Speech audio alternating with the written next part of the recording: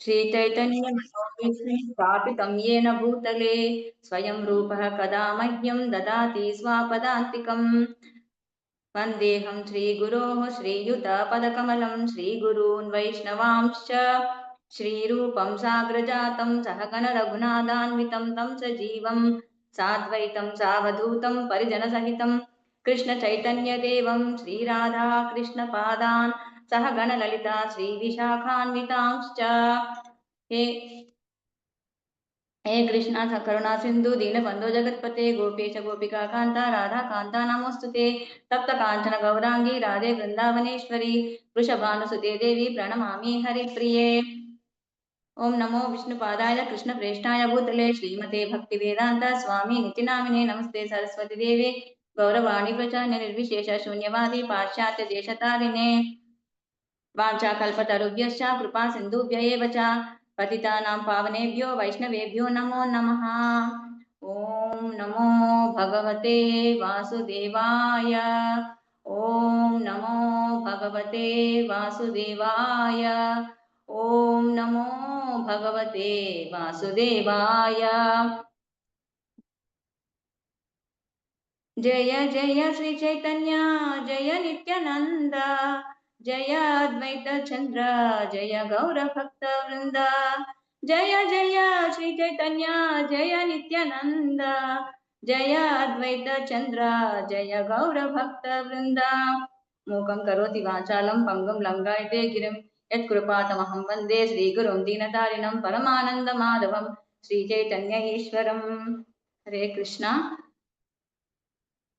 మాతాజీలకి గురువులకి ప్రభుజీలకి అందరికీ దండవత్ ప్రణాం। ఈరోజు పాశాంకుశ ఏకాదశి అండి, చాలా మంచి సుదినము। పాశాంకుశ ఏకాదశి అంటే పాపాంకుశ ఏకాదశి అంటే మన పాపములన్నీ తొలగించే ఏకాదశి। ఈరోజు మనం దేవాది దేవుడైన శ్రీకృష్ణుని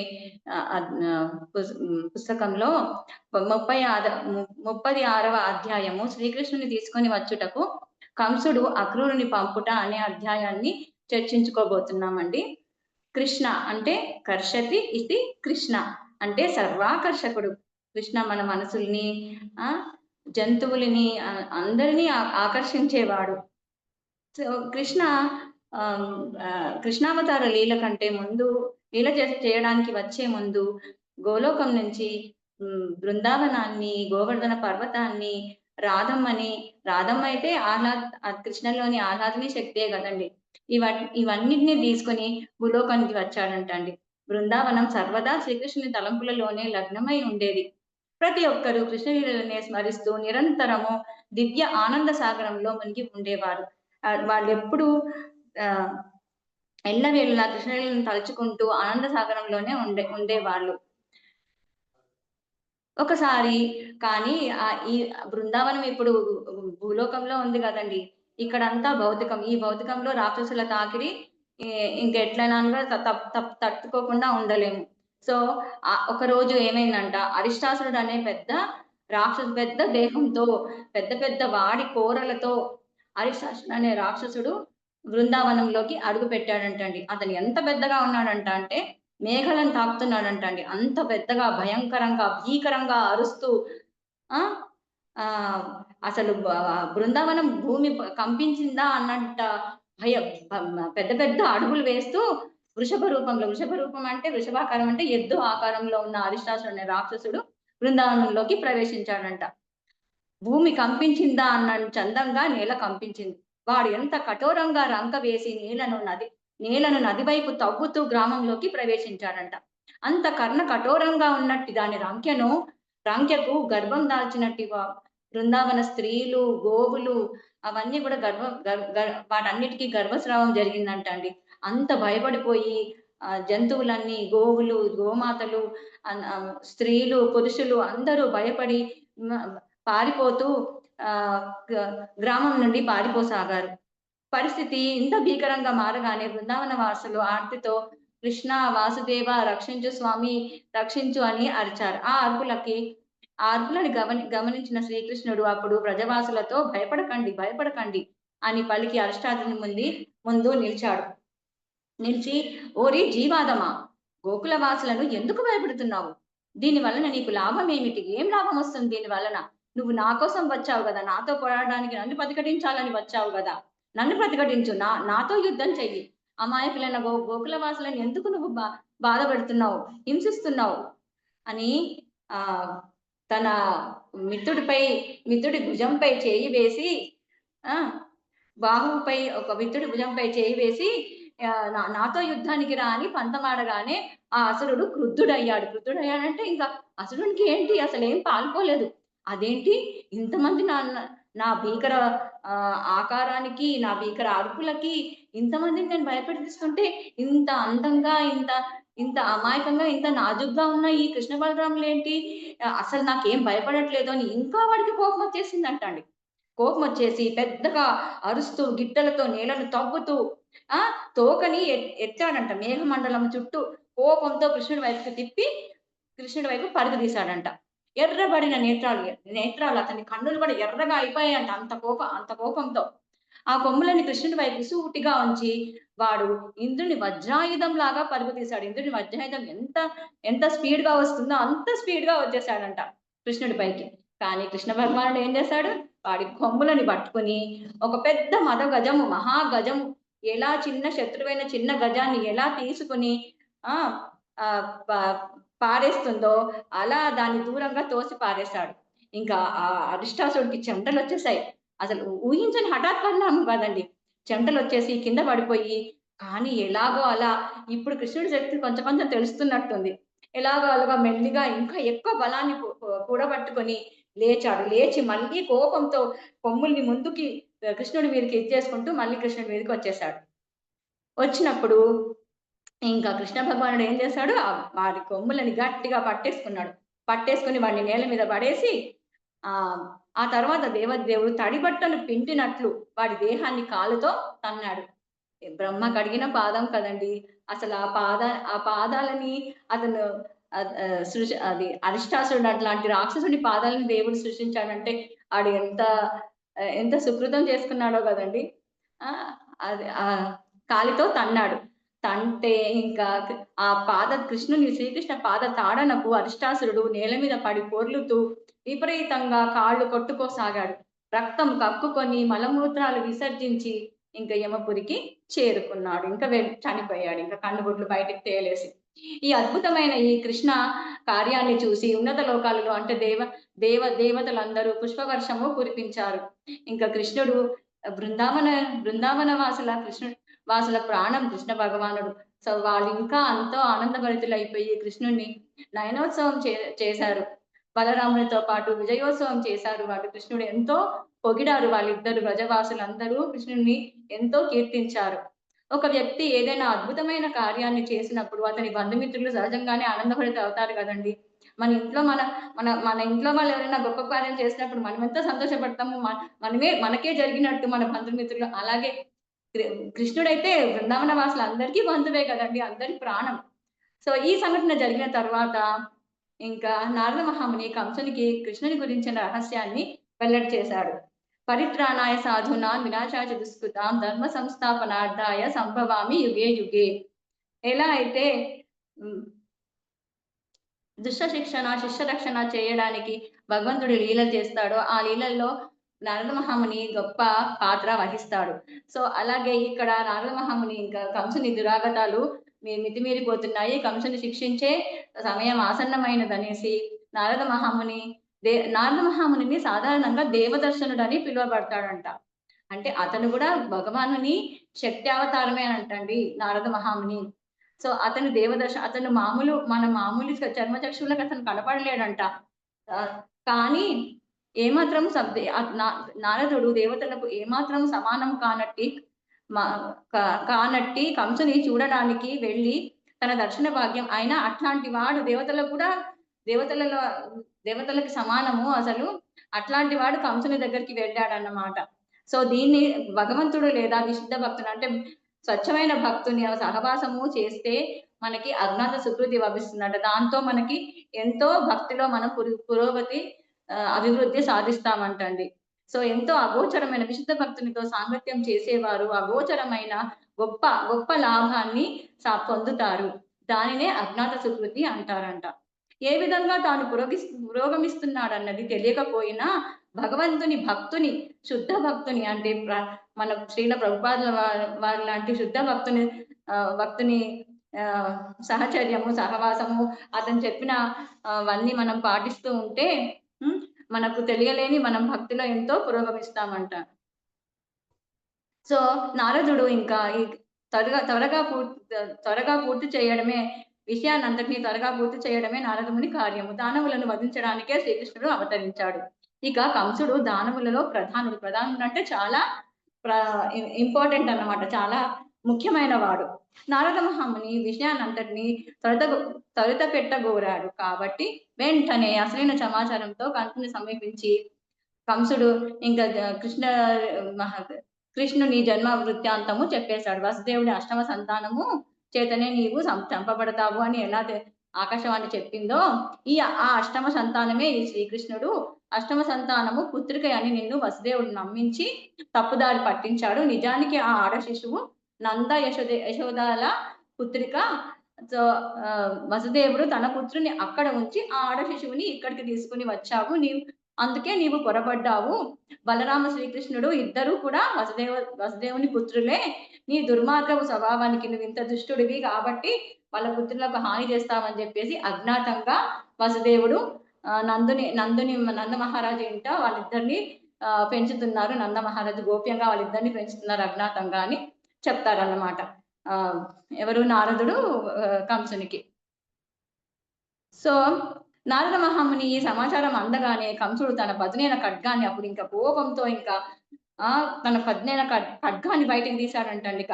ఇంత కపటత్వం చూపిస్తాడా వసుదేవుడు నా పైన? ఇప్పుడే అతన్ని నేను సంహరిస్తాను అనేసి. అప్పుడు మళ్ళీ నారదుడు అతన్ని వాదిస్తూ అతన్ని వద్దు వద్దు అని ఆపేస్తూ, నిన్ను వధించేవాడు గోకులంలో ఉన్నాడు. నువ్వెందుకు ఆతురత పడుతున్నావు వసుదేవుని చంపడానికి? దానికి బదులు కృష్ణ బలరాములని వధించడానికి ప్రయత్నించు అని హితవు చెప్పాడు. ఆయనకి మంచి మాటలు చెప్పాడన్నమాట. అది కాదు నువ్వు ఇప్పుడు రక్షణ కర్తవ్యం నీది. అది కాదు. ఇది కృష్ణ బలరాముల గురించి నువ్వు ఆలోచించు అని చెప్పాడు.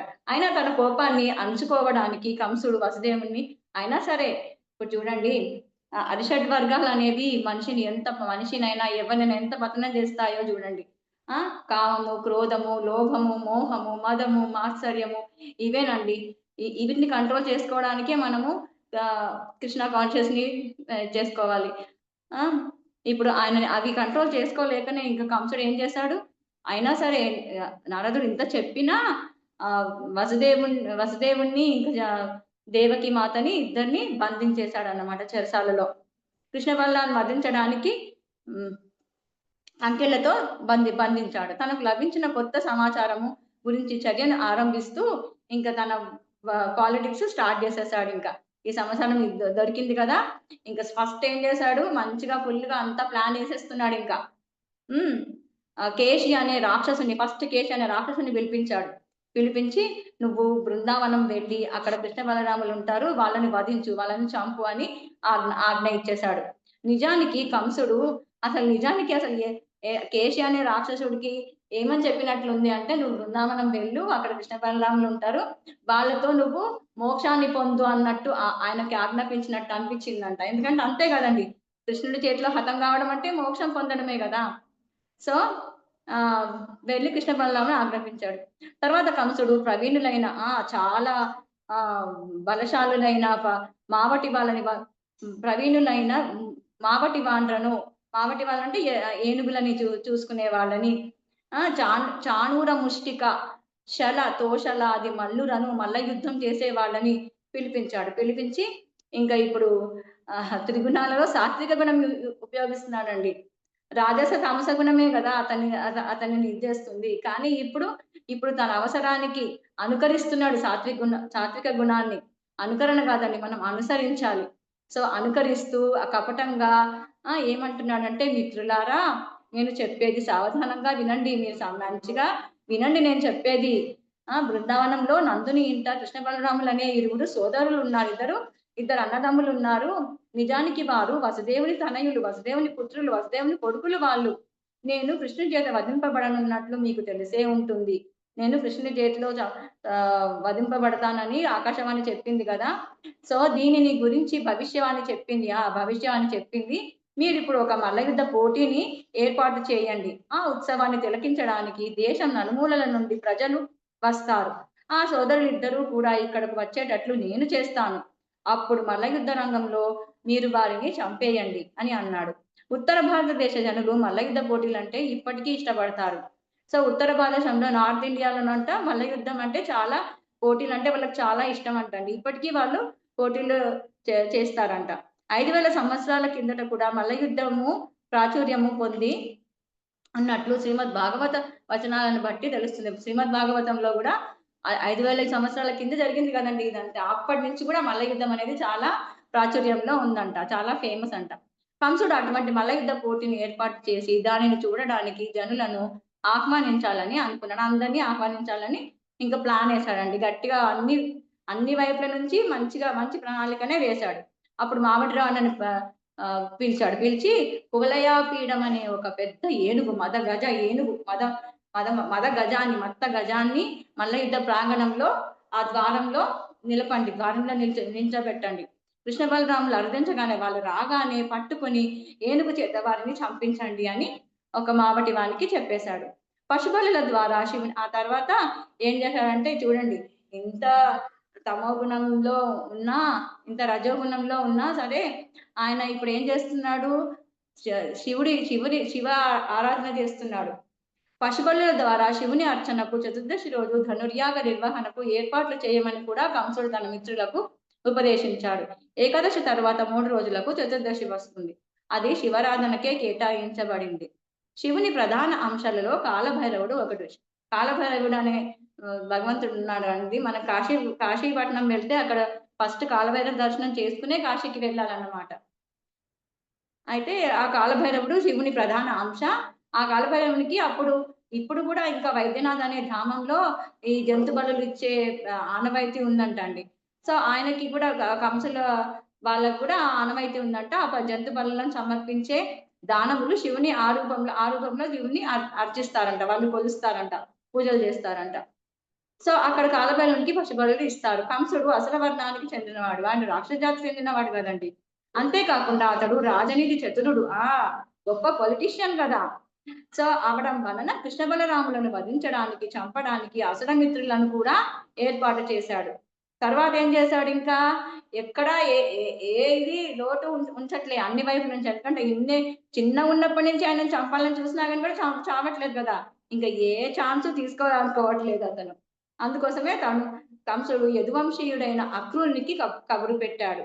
అక్రూరుడు అంటే యదువంశము ఈ నందమహారాజు వంశానికి గూడా మిత్రుడే అంటండి. అక్రూరుడు. నందమహారాజు వంశానికి ప్లస్ కంసుని వంశానికి కూడా ఆయన మిత్రుడు. సో, ఇప్పుడు ఎవరిని పంపాలి? కృష్ణ బలరాములను తీసుకొని రావాలి గదా! ఎవరు వెళ్తే వస్తారు వాళ్ళు? నందమహారాజు పంపించడు వేరే వాళ్ళు వెళ్తే. సో, అక్రూరుడు ఎట్లైనా వీళ్ళకి మిత్రుడే గదా! అక్రూరుడిని ఎట్లైనా పిలిపిస్తే అక్రూరుడి వల్ల నేను వాళ్ళని ఇక్కడ తప్పించుకోవచ్చు అని పెద్ద ప్లానే వేశాడు. వేసి కృష్ణుడు వసుదేవ నందన్‌గా జన్మించాడు. అక్రూరుడు రాగానే కంసుడు మర్యాదగా కరచాలనం చేశాడంట. షేక్ హ్యాండ్ ఇచ్చి పలుకుతూ "అక్రూరా! భోజ యదువంశాలలో నిన్ను మించిన మిత్రుడు నిజానికి వేరొక్కడు లేడు." ఎంత ఎంత ఇది తియ్యగా మాట్లాడుతున్నాడో చూడండి. ఎంత సాత్వికాన్ని అనుకరిస్తూ మాట్లాడుతున్నాడో. నిన్ను మించిన వారు లేరు. భోజ యదువంశాలు ఈ 2 వంశాలలో నిన్ను మించిన మిత్రుడే లేడు నాకు. నువ్వెంత పరమ మిత్రుడివి నాకు. నువ్వు పరమ ఇంకా ఆయనను పొగుడుతున్నాడు. "నువ్వు చాలా దానశీలుడివి. నువ్వు చాలా దానాలు చేస్తావు. అందుకోసమనే నువ్వు ఎవరికైనా కూడా ఇంత దాతవు. నేను నిన్నొకటి అడుగుతున్నాను. నిన్ను ఆశ్రయించాను నేను. నువ్వే నాకు గతి. నువ్వేం చేయాలంటే ఇంద్రుడు ఎట్లా విష్ణుమూర్తిని ఆశ్రయించి ఆశ్రయం పొందాడో ఆ రీతిగా నేను నిన్ను ఆశ్రయించాను" అని చెప్తున్నాడు. నీవు వెంటనే బృందావనానికి వెళ్లి కృష్ణ బలరాములని ఇద్దరు బాలులను చూడవలసింది. వారు నందుని తనయులు. వారు నందుని కొడుకులు. వారి కొరకే ప్రత్యేకంగా ఒక రథాన్ని కూడా తయారు చేశారంట వాళ్ళిద్దరిని తీసుకొని రావడానికి. సో, వెంటనే వెళ్లి వారిని ఇక్కడికి తీసుకొని రా అని చెప్తున్నాడు. నేను నిన్ను అభ్యర్థిస్తున్నాడు. నేను రిక్వెస్ట్ చేస్తున్నా అంటున్నాడు. సో, తన అవసరానికి చూడండి. అంత పెద్ద రాజు, అంత పెద్ద ఇది నేను అభ్యర్థిస్తున్నాను, నేను రిక్వెస్ట్ చేస్తున్నాను. ఆ బాలురని ఇద్దరిని చంపడమే నా పన్నాగము. సో, నా ప్లాన్ ఏంటంటే ఆ ఇద్దరు బాలులని వల్ల నాకు ప్రాణహాని ఉంది గాబట్టి వాళ్ళిద్దరిని చంపడము. అదే నా ప్రణాళిక. అదే నా ప్లాను అని జెప్తున్నాడు. వారు ద్వారం చెంతకు రాగానే అక్కడ వేచి ఉన్నట్టి కువలయాపీడము అనే ఒక పెద్ద మత్త గజము ఏనుగు వారిని చంపుతుంది. కానీ ఒకవేళ వారు దానిని తప్పించుకుంటే మల్లులతో చాణూరముష్టిక మల్లులను పెట్టాడు కదా! ఆ మల్లులతో పోటీ పడి ఆ యోధులచే చంపబడతారు. ఇది నేను వేసిన ప్రణాళిక. ఇది నా ప్లాన్. ఫస్ట్ కువలయాపీడంతో చేస్తాను. అది కూడా జరగకపోతే ఇంకా మల్లులతోని పోటీ పడతారు వాళ్ళు. ఆ! అని చెప్పారు. ఆ బాలురని చంపిన తరువాత వృష్ణి, భోజ వంశాలకు ఆధారమైనట్టి వసుదేవ నందులను కూడా నేను వధిస్తాను. నా తండ్రి ఉగ్రసేనుని, అతని సోదరుడైన దేవకుని కూడా నేను సంహరిస్తాను. సో, ఏమంటున్నాడండి? అక్రూనితో చంపడమే. ఇప్పుడు వాళ్ళ తండ్రి ఉగ్రసేనుడు కూడా ఆహ్, విష్ణుమూర్తిని సేవించే వారిని మట్టు పెట్టాలనేసి ఆహ్, ఈయన ఈయన పన్నాగం అన్నమాట. సో, అందుకోసమే ఇంకా వాళ్ళని వధిస్తాను. ఎందుకంటే నిజానికి వీరు శత్రువులు. నా రాజపాలనకు అవరోధాలు. నేను మంచిగా రాజపాలన చేసుకుంటుంటే నాకు అంటే వీళ్ళు ధర్మ విషయాలు మాట్లాడితే ఆయనకు నచ్చవు గదా! సో, అందుకోసమే వాళ్ళ అవరోధాలు వాళ్ళు నాకు ప్రతిబంధకం కలిగిస్తున్నారు. సో, అందుకే నేను ఆ శత్రువులందరినీ ఏరి వేసేస్తాను, తీసి పారేస్తాను. శత్రువులు లేకుండా చేసుకుంటాను. జరాసంధుడు నా మామగారు. నాకు దివిదుడనే వానర మిత్రుడు కూడా ఉన్నాడు. దేవతలకు ఆధారమై ఉండే ధరాతలముపైని రాజులందరినీ వీరి సహాయంతో అతి సులభంగా వధించవచ్చును. అంటే అతి సులభంగా నేను చంపేస్తాను. నా మామగారైన జరాసంధుడు సహాయంతో, దివిదుడనే వానర మిత్రుని సహాయంతో దేవతలకు ఆధారమై ఉండే ధరాతలం అంటే ఈ భూమిపై ధరాతలము అంటే ఈ భూమిపై ఉన్న రాజులు ఎవరైతే నన్ను వ్యతిరేకిస్తున్నారో ఆ రాజులందరినీ నేను ఏరి పారేస్తాను. ఇదే నా ఆలోచన. ఈ రకంగా నేను శత్రువులు లేకుండా విరోధరహితంగా అవుతాను. అడ్డు లేకుండా ప్రపంచాన్ని పాలించగలగడం ఎంతో ఆనందదాయకమే కదా! అని అన్నాడు. ఇంకా ఎవరు?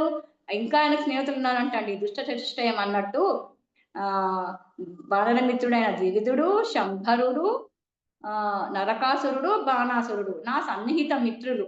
శంబరుడు ఎవరంటే, శంబరుడు కూడా పెద్ద రాక్షసుడేనంటండి.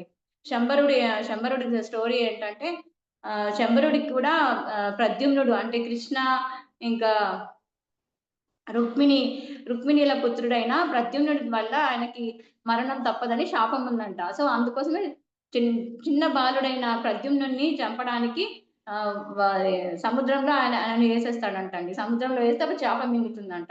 అప్పుడు చేప మింగితే ఆ చేప నుంచి ఒక వీళ్ళకి ఈ శంబాసురుని కి వండి పెట్టే ఒక వంటామె ఆ బాబుని ప్రద్యుమ్నుని రక్షించి ఆయనని పెంచుతుందంట. ఇంకా ప్రద్యుమ్నుని చేతిలోనే చంబాసురుడు హతమవుతాడంట.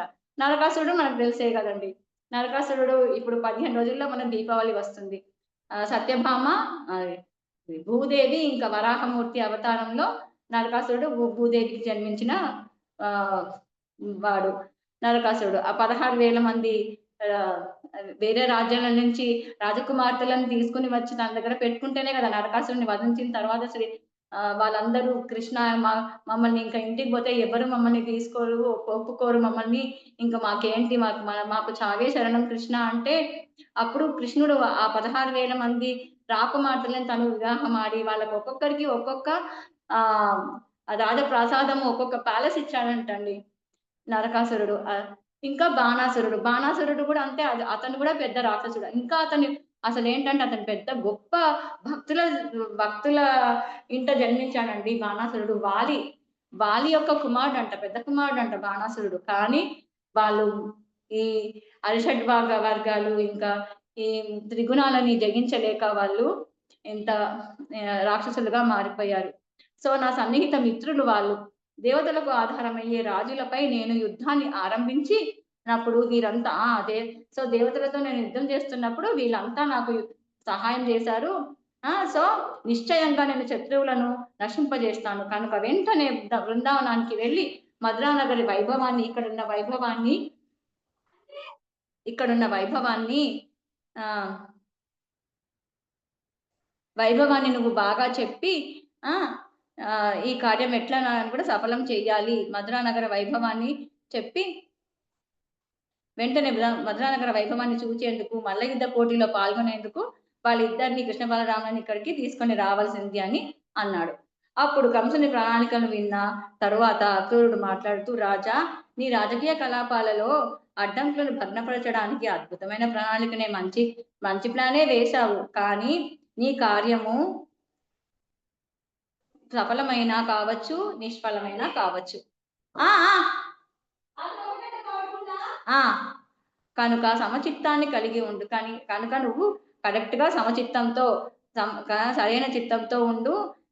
ఏదైనా సంకల్పమే మన వంతు. మనం ఏదైనా సంకల్పం చేయడమే మన వంతు.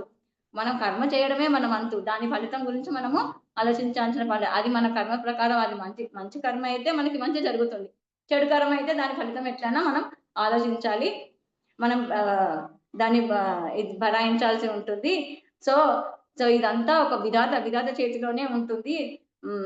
సో అది ఫలము అవుతుందా నిష్ఫలం అవుతుందా అనేది భగవంతుని ఆమోదించబడేది. అవన్నీ నిష్ఫలములే అవుతాయి. ఏదో అలౌకిక శక్తి అదే సమస్తానికి చరమ విధాయకుడు. భౌతిక జగత్తులో ప్రతి ఒక్కరికి విధాయకుడు అని అందరికీ భౌతిక జగత్తులో తెలుసు కదా. సో ప్రథమ విధాయకుడు, చరమ విధాయకుడు విధాత. అంటే ఇప్పుడు విష్ణుమూర్తి భగవంతుడు అంటే ఆయన నమ్మడు కదా, అందుకే విధాత అని చెప్తున్నాడు. విధాతనే దానికి చరమము, విధాయకుడు నిర్ణయించేవాడు, మనకి ఏదైనా ఇచ్చేవాడు, తీసుకునేవాడు అని చెప్తున్నాడు. సో మనిషి తన మేధస్సు, తన తెలివితో ఎంతో చక్కని ప్రణాళిక, ఎంతో మంచి ప్లాన్ తయారు చేస్తుంటాడు. కానీ దానికి సుఖము, దుఃఖము అనే ఫలములు కలుగుతాయని అతడు తప్పకుండా తెలుసుకోవాలి. సో మంచి చేస్తే మనకు సుఖమే కలుగుతుంది. సో చెడు చేస్తే అది భగవంతుడు మనకేమి ఇవ్వడండి, మనం చేసుకున్నదే మనం అనుభవిస్తాం అంతే. అది మనం తప్పకుండా తెలుసుకోవాలి. కానీ నీ ప్రతిపాదికన అంటే నీ ప్లాన్ వ్యతిరేకంగా నువ్వు రాజువి, నువ్వు నా స్నేహితుడివి, నువ్వు నన్ను నమ్మి నాకు ఈ పని అప్పగిస్తున్నావు కాబట్టి నేను తప్పకుండా ఒక స్నేహితుడిలాగా నీ ఆజ్ఞ నెరవేర్చి నీవు కోరినట్లు కృష్ణ బలరాములను ఇక్కడికి తీసుకొని వస్తాను అని అన్నాడు. మిత్రులకు పరిమితులలో ఉపదేశించిన తరువాత కంసుడు నిష్క్రమించాడు. కంసుడు ఇంకా వెళ్ళిపోయాడు అక్కడి నుంచి. అక్రూరుడు తన సభ్యుడు తన ఇంటికి అక్రూరుడు కూడా వెళ్ళిపోయాడు. శ్రీకృష్ణుని తీసుకొని వచ్చుటకు కంసుడు అక్రూరుని పంపుట అను దశమ స్కంధములోని 36వ అధ్యాయమునకు భక్తి వేదాంత భాష్యము సమాప్తము. హరే కృష్ణ కృష్ణ కృష్ణ హరే హరే, హరే రామ రామ రామ హరే హరే. నేను చిన్న ప్రయత్నం చేశానండి, ఇందులో తప్పులు ఉంటే క్షమించండి. పరిపూర్ణ పద్మావతి మాతాజీ హరి బోల్. చాలా చక్కగా చెప్పారు మాతాజీ. హరి బోల్. పరిపూర్ణ పద్మావతి మాతాజీకి ధన్యవాదాలు. హరే కృష్ణ మాతాజీ. హరి బోల్ మాతాజీ. హరి బోల్ మాతాజీ. బాగా చెప్పారు మాతాజీ, ఫస్ట్ టైం అయినా కానీ. హరి బోల్ మాతాజీ, చాలా బాగా చెప్పారు మాతాజీ. హరే కృష్ణ, ధన్యవాదాలు మాతాజీ. హరే కృష్ణ. మాతాజీ ఉన్నారా? పరిపూర్ణ మాతాజీ ఉన్నారా అండి అక్కడ? మాతాజీ మీరు హరికృష్ణ మాతాజీ దండవత్ ప్రణాం. హరే కృష్ణ మాతాజీ, మీకు ఇవాళ జన్మదిన శుభాకాంక్షలు మాతాజీ. కృష్ణాకాంక్షలు. థ్యాంక్ యూ మాతాజీ. ఇక్కడ డాక్టర్ దగ్గర వచ్చాను. బర్త్డే మాతాజీ. Thank you. అందరం చెప్దాం వన్ టైం మాతాజీ. Okay. Hare Krishna Krishna Krishna Hare Hare, Hare Rama Rama Rama Hare Hare, Hare Krishna Krishna Hare Rama Rama Rama Hare Hare. Happy Krishna conscious birthday మాతాజీ. హరే కృష్ణ మాతాజీ. Thank you. జలుబు మాతాజీ. తగ్గనట్టుంది మాతాజీ, ఇంకా జలుబు. మాతాజీకి హెల్త్ బాగాలేదు మాతాజీ. మాతాజీ హాస్పిటల్ వెళ్ళారు. Okay okay. Take care Mataji, take care.